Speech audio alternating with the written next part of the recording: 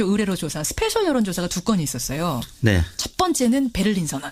그렇습니다. 예. 저희가 문재인 대통령이 독일 방문 중이던 지난 금요일 7일에 조사한 내용인데요. 전국 19세 이상 성인 9,682명에게 접촉해서 최종 505명이 응답을 완료, 5.2%의 응답률을 나타냈고요. 무선 전화 면접과 유무선 자동 응답 혼용 방식이었고 표본 오차는 95% 신뢰 수준에서 플러스 마이너스 4.4%포인트였습니다. 예. 다음과 같이 질문을 했는데요. 문재인 대통령은 북한 체제의 보장과 한반도 비핵화, 항구적 남북 평화체제 구축, 한반도 경제협력 구상, 이산가족 상봉을 비롯한 교류협력 사업 등 대북 정책 기본 방향과 몇 가지 대북 제안을 포함하는 이른바 한반도 평화 구상을 밝혔습니다. 아유, 굉장히 긴데 이렇게 설명을 다 드렸어요. 왜냐하면 베를린 선언이 뭔지 자체를 잘 모르는 분이 많기 때문에 이러이러한 거다라고 설명을 드린 후에 선생님께서는 문 대통령의 한반도 평화 구상에 대하여 전반적으로 어떻게 생각하십니까? 이렇게 물었는데요. 예. 두 가지 의미가 다 담겨져 있습니다. 하나는 방향에 동의하는지 여부하고 또 하나는 실현 가능성이 있는지 없는지 여부를 한 문항에 다 담아봤는데요. 예. 첫 번째 보기는 방향에 동의하고 실현 가능성도 있다. 그리고 두 번째는 방향에 동의하지만 실현 가능성은 없다. 예. 또 세 번째는 방향에 동의하지 않지만 실현 가능성은 있다. 마지막으로 방향에 동의하지 않고 실현 가능성도 없다. 이런 보기로 물었습니다. 그러니까 문재인 대통령의 베를린 선언이란 건 제재도 제재지만 평화가 같이 가야 한다 이런 거거든요. 그래서 이산 가족도 만나야 하고 뭐 네. 교류 협력 사업도 계속해야 되고 이런 내용이 담겨 있어요. 그러니까 이 방향은 동의해도 힘들 거야. 실현 가능성은 의아해하는 분도 계실 수 있고 또 두 개 다 찬성하는 분, 둘 다 반대하는 분도 계실 수 있단 말입니다. 어떻게 결과가 나왔나요?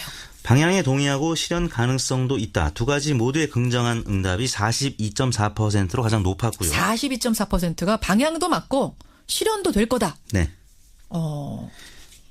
그리고요. 두 번째는 방향에 동의하지만 실현 가능성은 없다는 의견이 23.8%로 두 번째를 기록했고요. 예. 방향에 동의하지 않고 실현 가능성도 없다. 두 가지 부정한 응답이 17.2%로 세 번째로 나타났고요. 방향도 그 방향 아니고 네. 대화와 제재 같이 가는 거 아니고 실현도 안 될 거다. 17.2%. 방향에 동의하지 않지만 실현 가능성은 있다는 의견이 5.3%로 네 번째로 나타났습니다. 그래요. 그러면은 일단 방향에 동의한다라고 보신 분만 합하면 한 66.2%가 방향 맞다. 네. 하지만 여기에서 이제 실현 가능성까지 묻게 되면 3분의 1 정도는 갸우뚱. 그렇습니다. 실현은 어려울 거야. 이렇게 보시는 거예요. 어떻게 분석해 보셨습니까? 그리고 또 실현 가능성만 본다면 47.7%가 실현 가능성이 있다. 또 41%가 실현 가능성이 없다. 오차 범위 내에서 6.7%포인트 실현 가능성이 있다고 응답을 했는데요. 실현 가능성만 또 따로 떼서 질문을 하셨군요. 네. 예. 한 문항 이제 두 가지 척도를 다 담아봤습니다. 예. 여하튼 방향성에서는 3명 중에 2명이 동의해서 66.2%가 긍정평가를 했고 다만 실현 가능성은 북한의 입장이 지금 워낙 변하지 않고 있기 때문에 오차 범위 내에서 실현 가능성이 있다는 의견이 소폭 높게 나타났습니다. 이게 어느 당을 지지하는가에 따라서도 좀 결과 차이가 있습니까? 그렇습니다. 동의 반대 이 부분만 본다면 민주당 지지층이 동의가 84%로 가장 높았고요. 정의당 73% 두 번째로 나타났습니다. 국민의당 지지층도 59.1%로 나타났고요. 바른정당 58.2%로 높았는데 다만 자유한국당 지지층에서는 이와는 반대로 동의하지 않는다가 62.6% 동의한다가 32%로 다른 정당과는 다른 입장을 나타냈습니다. 그렇군요. 여러분은 어떻게 생각하세요? 베를린 선언 좀 어려운 문제였는데 저희가 한번 여론조사로 던져봤고 김현정의 뉴스쇼 의뢰 스페셜 여론조사 두 번째 주제로 가보겠습니다. 두 번째는 최근에 정부가 발표한 블라인드 채용에 관한 조사예요. 리얼미터는 채용할 때 어떻게 하세요? 사람 채용할 때? 이력서 먼저 보죠. 서류 전형을 통과한 분들만 또 면접을 봐서 블라인드 채용을 하지 않고 있죠. 네. 그러니까 이력서에 사진도 붙이고 나이도 묻고 뭐 학력도 묻고 고향도 그렇습니다. 묻고 다 물을 수 있는 거 다 물으시고. 개인정보가 모두 담겨져 있는 정보를 보고. 블라인드 채용은 아주 거리가 먼. 그렇죠. 채용을 하고 계시는데 일단 이 결과 보기 전에요. 이택 대표는 이제 운영하시는 분이잖아요. 고용주 입장에서는 어떻게 보세요? 블라인드 채용. 저희는 당분간은 블라인드 채용은 어려울 것 같습니다. 뭐 개인적으로 고용주 입장에서는 왜요? 이 직원들이 뭐 지금 한 2-30명 정도밖에 안 되는데 예, 그중에 사실 한 명만 또 잘못 채용을 해도 회사에는 큰 영향이 있기 때문에 여러 가지 면들을 꼼꼼하게 보고 채용하는 편이거든요. 그래서 아직까지는 실천 안 해봤습니다만 좀 그런 면에 대한 두려움이 있습니다. 고용주들 입장에서는 블라인드 채용이 쉬운 건 아니라 이런 네. 말씀이시군요. 선뜻 아무것도 안 보고 채용한다는 게. 네. 그렇지만 일반 국민들 여론은 다를 수 있어요. 그렇죠. 어떤 결과가 났습니까? 이렇게 물었습니다. 최근 정부는 입사 지원서의 출신 지역과 학교, 나이, 사진 등을 기재하지 않고 면접에서도 묻지 않는 이른바 블라인드 채용을 공공기관과 지방 공기업에 전면 도입하기로 했습니다. 예. 선생님께서는 선생님께서는 이와 같은 채용 방식에 대해 어떻게 생각하십니까? 이렇게 물었는데요. 차별을 없애고 공정한 채용 기회를 제공함으로 찬성한다는 의견이 68%, 10명 중에 7명가량으로 나타났고요. 예. 객관적 평가가 어렵고 역차별을 일으킬 수 있어서 반대한다. 23.1%로 대략 3배가량 찬성 의견이 높게 나타났습니다. 이 정도면 압도적이라고 봐야 되는 거죠. 그렇습니다. 예, 블라인드 채용에 찬성한다. 68%. 객관적으로 평가가 어려울 거다. 역차별 생길 거다. 그래서 반대한다가 23.1%. 네. 어떤 분들이 특히 더 많이 찬성하셨어요? 대체로 보면 서울 또 지방으로 나눠서 본다면 지방 특히 이제 광주 전라가 찬성 74.4%, 대구 경북이 74%, 경기 인천이 68%. 예, 예. 뭐 대략 지방이 아무래도 취업의 기회 요인이 적기 때문에 그렇죠. 이런 의견이 나타난 것 같고요. 연령별로는 30대, 40대, 20대가 찬성 의견이 압도적으로 높았습니다. 반면에 60대 이상은 상대적으로는 높지 않았고요. 제가 속한 40대 같은 경우는 예. 80.1%가 찬성했고 저와 의견이 같은 의견은 16.3%에 그쳤습니다. 굉장히 소수 의견이세요. 네. 16.3%. 여러분 어떻게 생각하십니까? 블라인드 채용. 이제 공공기관부터 시작을 합니다. 사기업까지 하는 건 아니지만 아마 공기업에서 하게 되면 확대될 네, 수 있을 확대가 되겠죠. 테니까요. 여론 추이가 중요합니다. 저희가 두 가지 스페셜 조사를 돌려봤고 이번에는 이번 주 정례 조사로 가보겠습니다. 먼저 문재인 대통령 지지율 조사.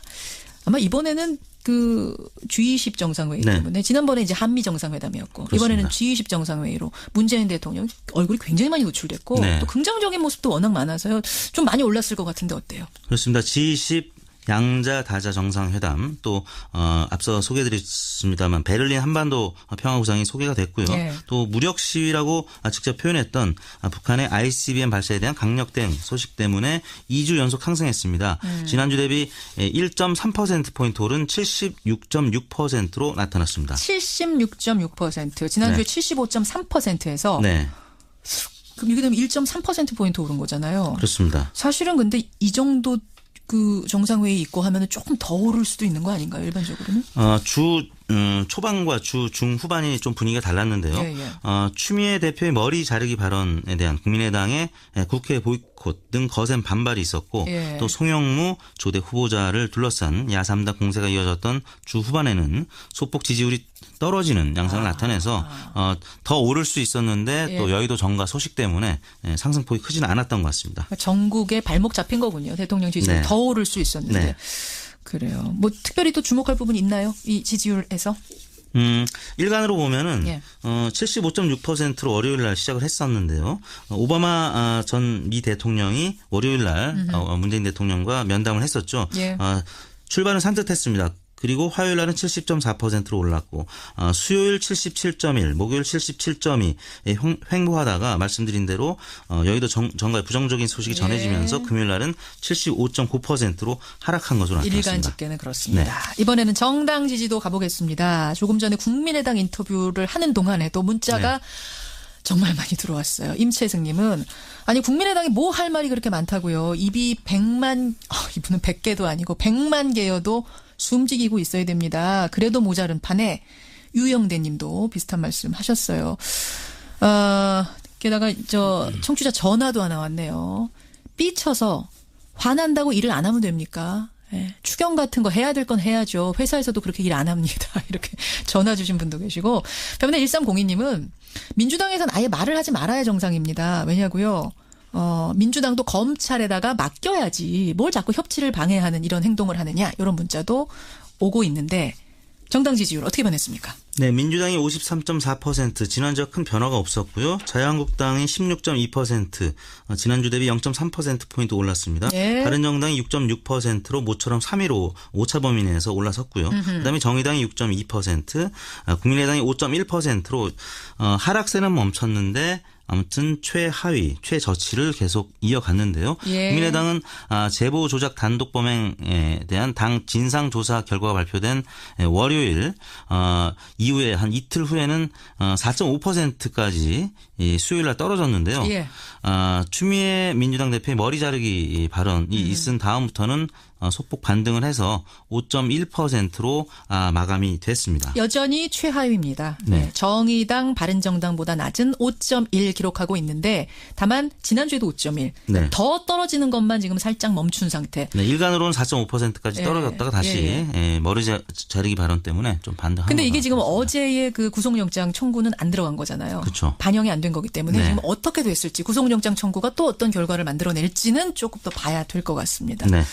이번 주간 집계는 7월 3일부터 7일 금요일까지 5일 동안 전국 19세 이상 유권자 47,395명의 통화를 시도해서 최종 2,518명의 응답을 완료했고요. 예. 5.3%의 응답률이었습니다. 조사 방법은 같았고요.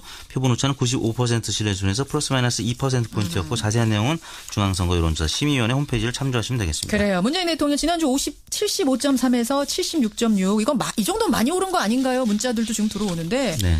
예, 사실은 올랐죠. 지난주부터 2주 연속으로 상승하는 겁니다. 다만 더 많이 오를 수도 있었다. 이 부분을 지적한 거고요. 네. 선생님께서는 문 대통령의 한반도 평화 구상에 대하여 전반적으로 어떻게 생각하십니까? 이렇게 물었는데요. 예. 두 가지 의미가 다 담겨져 있습니다. 하나는 방향에 동의하는지 여부하고 또 하나는 실현 가능성이 있는지 없는지 여부를 한 문항에 다 담아봤는데요. 예. 첫 번째 보기는 방향에 동의하고 실현 가능성도 있다. 그리고 두 번째는 방향에 동의하지만 실현 가능성은 없다. 예. 또 세 번째는 방향에 동의하지 않지만 실현 가능성은 있다. 마지막으로 방향에 동의하지 않고 실현 가능성도 없다. 이런 보기로 물었습니다. 그러니까 문재인 대통령의 베를린 선언이란 건 제재도 제재지만 평화가 같이 가야 한다 이런 거거든요. 그래서 이산 가족도 만나야 하고 네. 교류 협력 사업도 계속해야 되고 이런 내용이 담겨 있어요. 그러니까 이 방향은 동의해도 힘들 거야. 실현 가능성은 의아해하는 분도 계실 수 있고 또 두 개 다 찬성하는 분, 둘 다 반대하는 분도 계실 수 있단 말입니다. 어떻게 결과가 나요? 동의 반대 이 부분만 본다면 민주당 지지층이 동의가 84%로 가장 높았고요. 정의당 73% 두 번째로 나타났습니다. 국민의당 지지층도 59.1%로 나타났고요. 바른정당 58.2%로 높았는데 네. 다만 자유한국당 지지층에서는 이와는 반대로 동의하지 않는다가 62.6%, 예. 동의한다가 32%로 다른 정당과는 다른 입장을 나타냈습니다. 그렇군요. 여러분은 어떻게 생각하세요? 베를린 선언 좀 어려운 문제였는데 저희가 한번 여론조사로 던져봤고 김현정의 뉴스쇼 의뢰 스페셜 여론조사 두 번째 주제로 가보겠습니다. 두 번째는 최근에 정부가 발표한 블라인드 채용에 관한 조사예요. 리얼미터는 채용할 때 어떻게 하세요? 사람 채용할 때? 이력서 먼저 보죠. 서류 전형을 통과한 분들만 또 면접을 봐서 블라인드 채용을 하지 않고 있죠. 의뢰로 조사, 스페셜 여론조사가 두 건이 있었어요. 네. 첫 번째는 베를린 선언. 그렇습니다. 예. 저희가 문재인 대통령이 독일 방문 중이던 지난 금요일 7일에 조사한 내용인데요.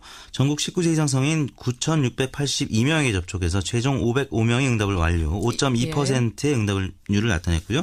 무선 전화 면접과 유무선 자동 응답 혼용 방식이었고 표본 오차는 95% 신뢰 수준에서 플러스 마이너스 4.4%포인트였습니다. 예. 다음과 같이 질문을 했는데요. 문재인 대통령은 북한 체제의 보장과 한반도 비핵화, 항구적 남북 평화 체제 구축, 한반도 경제 협력 구상, 이산가족 상봉을 비롯한 교류 협력 사업 등 대북 정책 기본 방향과 몇 가지 대북 제안을 포함하는 이른바 한반도 평화 구상을 밝혔습니다. 굉장히 긴데 이렇게 설명을 다 드렸어요. 왜냐하면 베를린 선언이 뭔지 자체를 잘 모르는 분이 많기 때문에 이러이러한 거다라고 설명을 드린 후에 실현 가능성까지 묻게 되면 3분의 1 정도는 갸우뚱? 실현은 어려울 거야. 이렇게 보시는 거예요. 어떻게 분석해 보셨습니까? 그리고 또 실현 가능성만 본다면 47.7%가 실현 가능성이 있다. 또 41%가 실현 가능성이 없다. 오차 범위 내에서 6.7%포인트 실현 가능성이 있다고 응답을 했는데요. 실현 가능성만 또 따로 떼서 질문을 하셨군요. 네. 예.